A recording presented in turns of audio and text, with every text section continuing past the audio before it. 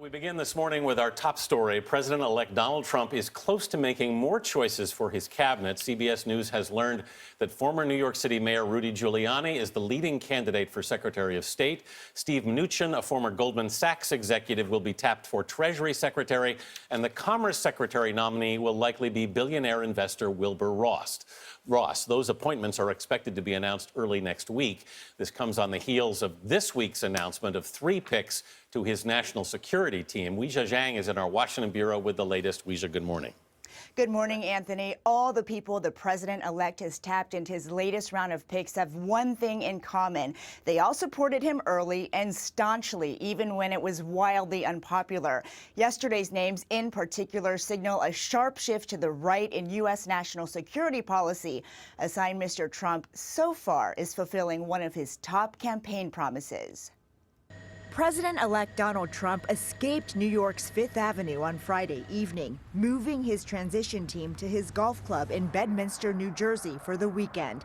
Today, he plans to meet with retired Marine General James Mattis, under consideration for Secretary of Defense, and former foe Mitt Romney, despite his previous efforts to knock out Trump's campaign. Donald Trump is a phony, a fraud.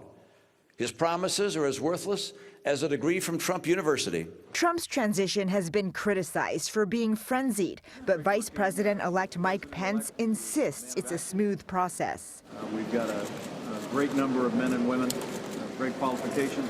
Late this week, Trump named 3 picks for key posts. Former military intelligence chief and retired Army General Michael Flynn as his national security advisor, a lifelong Democrat who has frequently questioned President Obama's strategy against ISIS. Let's get off the dime and just call it like it is. Which is Islamic extremism. Tapped to head the CIA, Kansas Congressman Mike Pompeo, who was a critical voice in the 2012 Republican report on the State Department's handling of the Benghazi terror attacks that killed 4 Americans.